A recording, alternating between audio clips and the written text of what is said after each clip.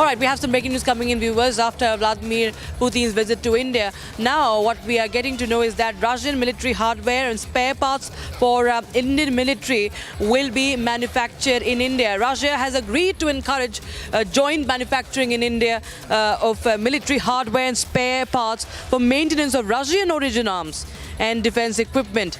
Now, this, of course, comes as a major boost to Atmanirbharta in defense, ways to bolster overall bilateral defense cooperation, figuring prominently during the summit talks between Prime Minister Narendra Modi and Russian President Vladimir Putin. And it's been a long-standing grievance of the armed forces. Remember that the supply of critical spares and equipment from Russia takes a long time, and it thereby affects the maintenance of military systems procured from that country.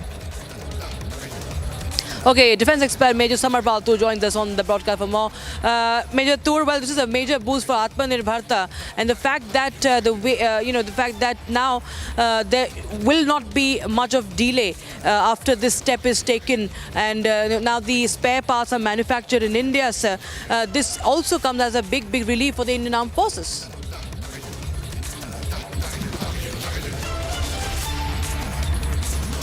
Okay, we'll just go across to Major Tur once we get the line fixed there.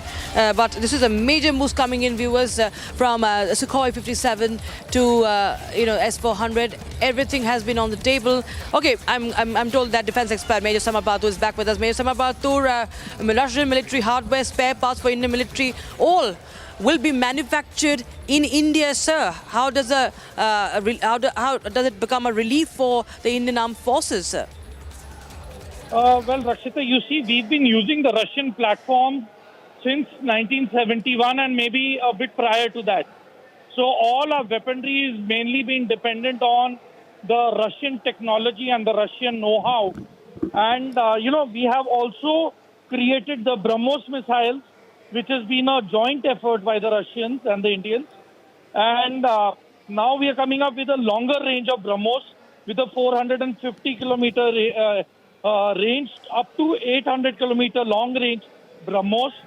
So all these BrahMos 2 is coming. The next generation BrahMos is coming. The S-400 is there for the Sudarshan Chakra.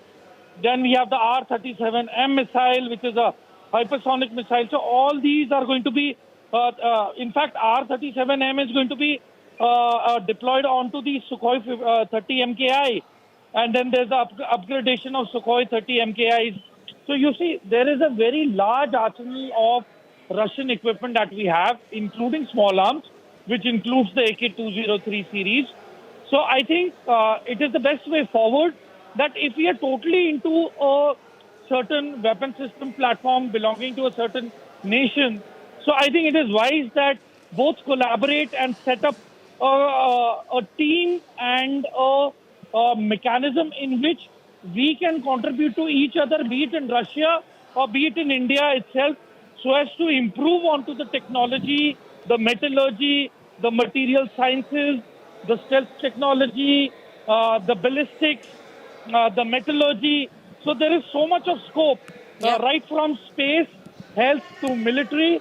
And I think this is going to be the most troubling issue for President Trump and the Western nations who were wanting to sell their weapon systems to India.